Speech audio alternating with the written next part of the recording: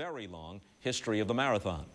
The marathon was born from the inspiration of history, inspired by the story of Phidippides, the ancient messenger who, it is said, in 490 BC, ran all the way to Athens from the Battle of Marathon, bearing news of victory.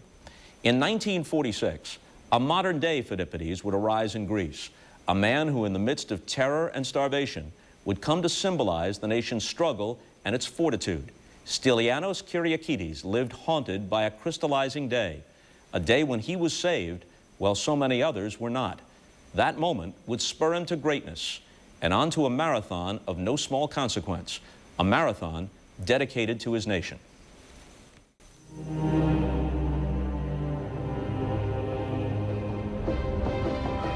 He spoke often about the spirit, the Greek spirit.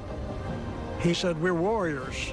We fight for what we believe in. My father felt that he was part of this history, this tradition. He believed that it was his destiny to survive. The Greeks believed that fate is written, imira είναι γραμμένη. Stylianos Kyriakides had this vision to run for his people.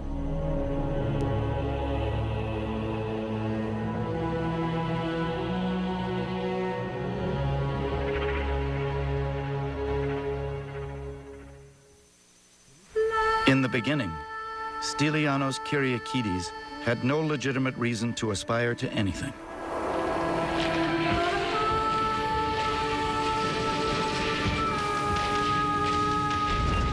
Born prematurely, the youngest of 5, he'd be burdened with the lowest of expectations. Growing up in a 2-room house, in poverty, on the Greek-speaking island of Cyprus. By age 14, Stylianos Kyriakides left school to support his family. He became a dishwasher, became a waiter, and did menial chores. But he said, this is not enough, I must have more. After work, he would take his jacket off and throw it alongside the road and start running. And he said, I ran like an animal. I love to run. People would say to him, who are you, Kyriakides? You are no athlete. You'll be picking up the pebbles of the other runners. Whenever he saw somebody in the street, he stopped running so that they wouldn't realize that he was training and go and say, you know, what a crazy guy.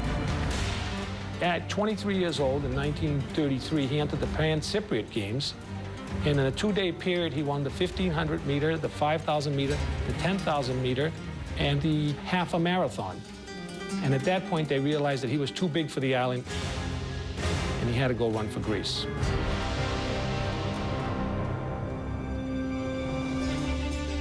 Soon he was training inside the Olympic Stadium in Athens, running in the footsteps of the greatest Greek sports icon of all, Spiridon Louis, winner of the 1896 Olympic Marathon, the event invented for those games, honoring the trail Phidippides took to Athens. In 1934, at the Balkan Games, the country found a new athletic hero. Kyriakides broke Louis's long-standing marathon record. He had just broken the record of a god. There was a riot. Interviews, photographs. People wanted to meet him. He became a national hero. At that moment, he realized that I will be a top runner in this world. And off he went to run the marathon in the Olympic Games in Berlin, Germany. 100,000 people jammed Berlin Stadium for the 11th Olympiad. Among them, Führer Adolf Hitler. The Greek team came in first, like they always do in the Olympic Games, and the crowd just erupted in cheers. It was something very emotional for us. They wanted to show that they had a special attention to our team because we are the country from where the Olympics came. It was all a lie, a magnificent deception. Hitler's professed devotion to Greek civilization. The Germans even staged the first ever torch relay originating from Olympia. And here was the most famous Greek Olympian of all, Spiridon Louis, presenting an olive branch to the Führer. As a symbol of love and peace, Luis said, that our nations will meet solely in such peaceful competition. Ich verkünde die Spiele von Berlin zur Feier der 11. Olympiade neuer Zeitrechnung als eröffnet.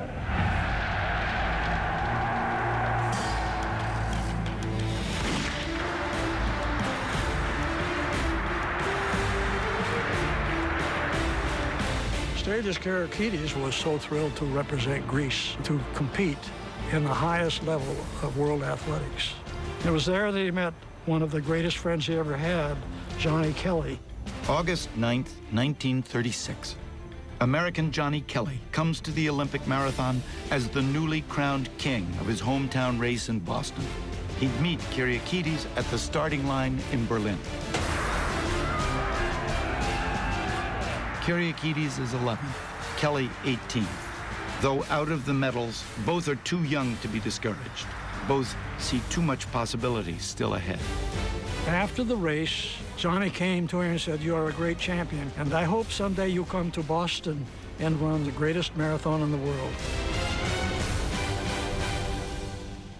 Long-distance stars from every corner of the nation start the 26-mile grind in the 42nd running of the Boston Athletic Association Marathon. Inspired by the Athens Olympic Marathon of 1896, a year later, Boston starts its own. By 1938, the city had larger ambitions to become the world's signature marathon. Stylianos Kyriakides legitimized that ambition. He was an Olympic marathoner from the birthplace of the Games, world class. Boston issued him bib number 1. Kyriakides was hailed as a modern Phidippides. That was the name of the Athenian who ran from the Battle of Marathon to announce victory over the Persians. And he was a Greek, and a prominent Greek runner coming here to run in, what, the marathon. It's one of the great memories of my childhood. Though in a foreign land, this was the America of immigrants. As soon as he arrived, Kyriakides discovered the depth of support he'd be getting from the city's large Greek-American community. There were hearty meals, comfortable lodging, but also a gift that was no prize, his very first pair of new running shoes. You should never wear new shoes in a big race, and he paid for them. About halfway through the race, his feet started hurting. He looked down, and the blisters on his feet had broken, and the blood was oozing from his shoes. The first runners began coming through and finishing, "No Kyriakides, no Kyriakides, where is he?" And it finally stopped, and he was brokenhearted. He hailed a cab. He had no money, but he says, "I'd take me through the finish line." And then I remember a lone runner got out of the taxi cab. It was Kyriakides. He had dropped out. Devastation in the Greek community. He was wearing bib number 1, but this successor to Phidippides, this son of Greece, the anticipated conqueror of Boston, fails to even finish. That's when he told Jerry Nason, the Boston Globe sports writer, "Someday I'm going to come back and win this race."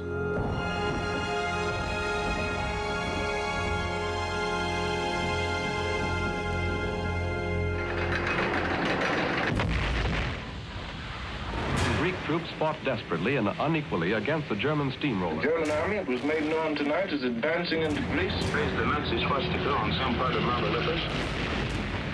On April 27, 1941, after more than a year of successful resistance against the Axis powers, the city of Athens, the heart of Greece, falls to German forces. German tanks came thundering down the Athenian streets, and the swastika was placed on top of the Acropolis.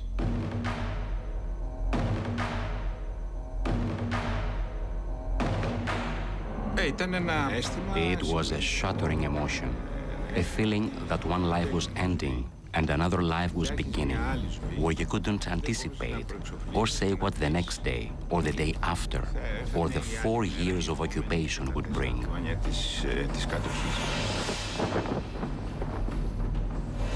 When the Nazis came in, they took everything. They took all the food, the clothing, the medicine. The Greek people were left to starve. In the first winter under Nazi occupation, an astonishing 250,000 Greek civilians die of starvation, prompting Nazi Field Marshal Hermann Goering to respond, "Let them perish, so long as no German starves." I recall people dying in the streets, screaming, "I'm hungry." I remember carts carrying the dead bodies to the morgue.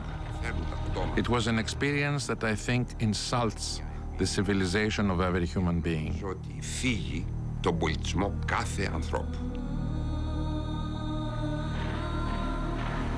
They came to our houses, the Germans. They intruded everywhere. There was nowhere that you could feel safe.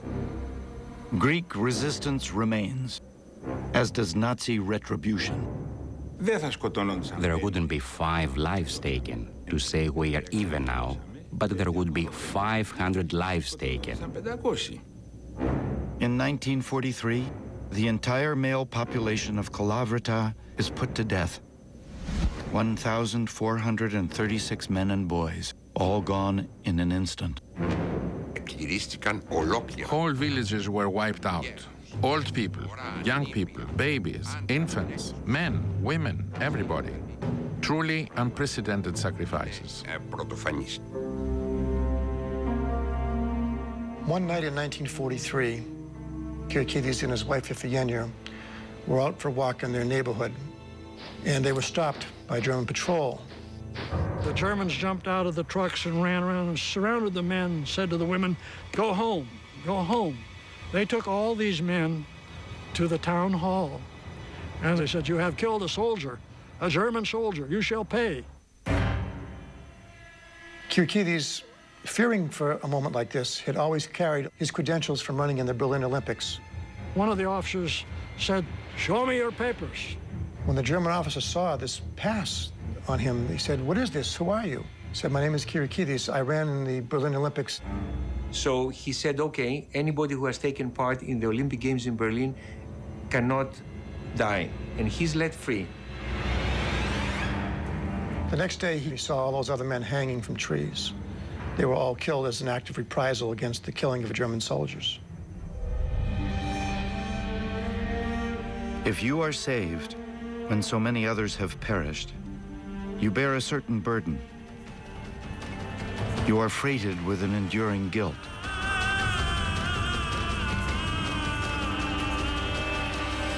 Stylianos Kyriakides determined his burden, his guilt, could be answered by thawing an ambition frozen by war.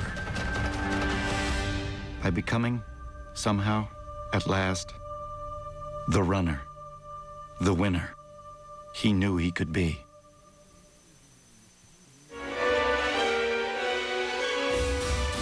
He had survived when many of his Olympic teammates had died from malnutrition. Many of his countrymen had died from atrocities. He felt the weight of that, of surviving.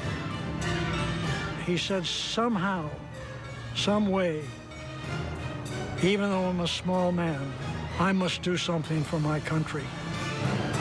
I will run again to show that the Greeks still lived.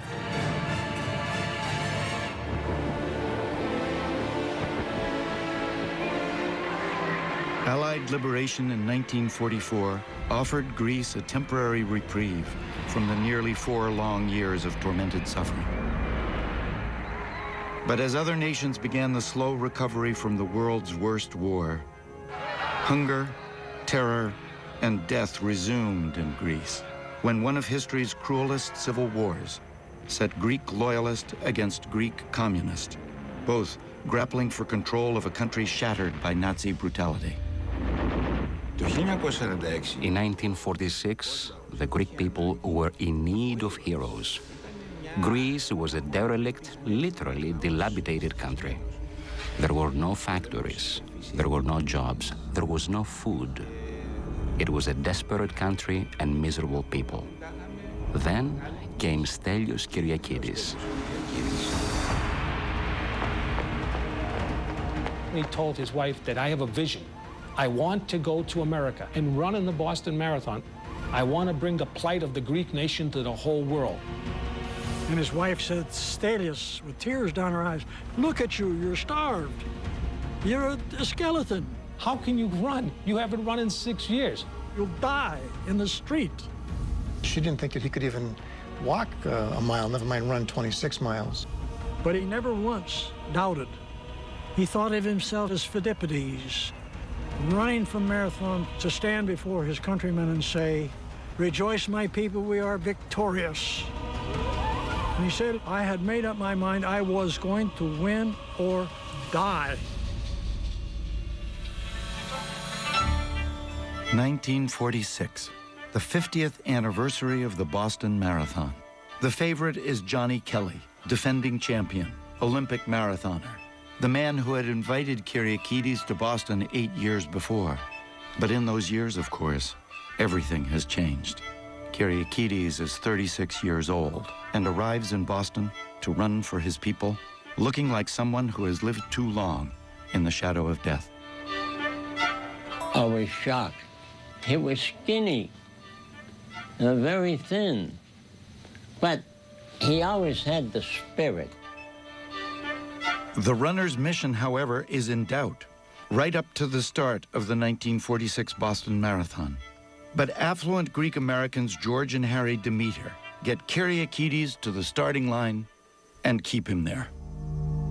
Minutes before the race, a doctor walked up from the Boston Athletic Association and told him, we have decided that you can't run because we feel you will die in the streets. So my uncle pleaded with him, you can't just stop him. We've given everything to help this man, not only him, but his country, his family. And the doctor shrugged and said, okay, he runs. George Demeter was a scholar of Greek history. So before the race, he gave my father a piece of paper. But Demeter told him, do not turn the paper over till the end of the race. My father read one side of the paper. It said, Itan I epitas, win or die. That was a phrase uttered by Spartan mothers to their sons before battle. And it meant literally, with it or on it. Come home with your shield or on your shield dead. Die rather than retreat.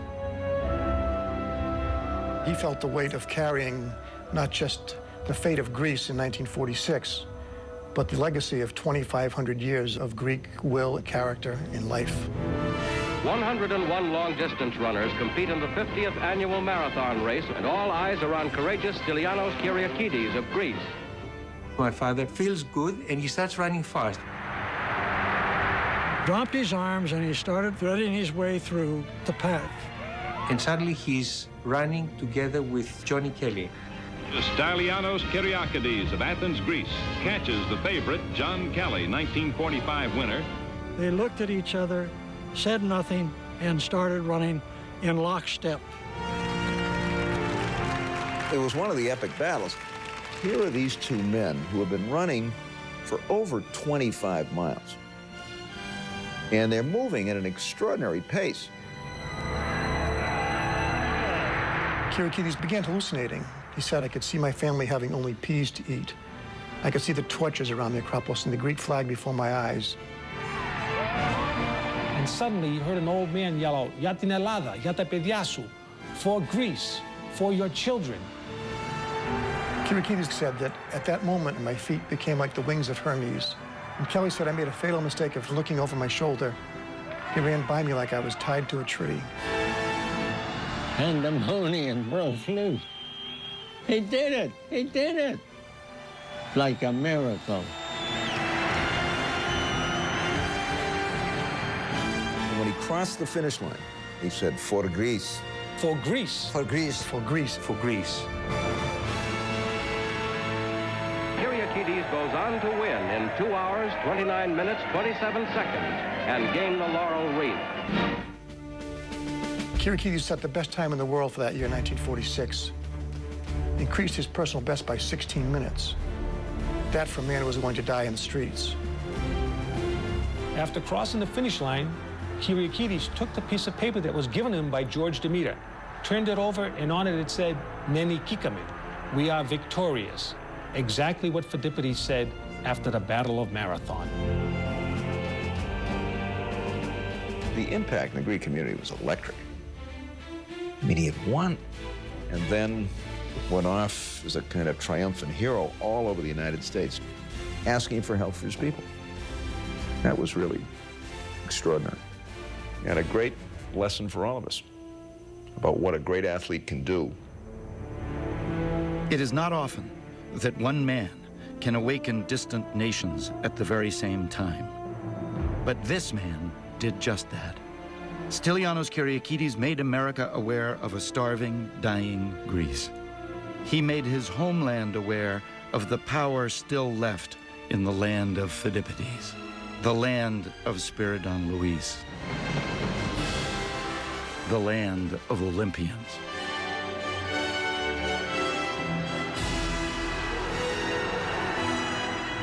When my father came back to Greece, people were dancing, they were hugging each other, cheering. There was a crowd estimated at about 1 million people from the airport to the middle of Athens waiting for him. Kyriakides' victory brought the hope that we are still here, that we exist as a country, as people, as athletes. Kyriakides was Greece. Ο Kyriakides ήταν η Ελλάδα. Few men in history could mean so much to their people as Stylianos Kyriakides did. He brought pride, he brought confidence to the entire Greek nation, to the entire Greek people. He was admired and loved and will never be forgotten.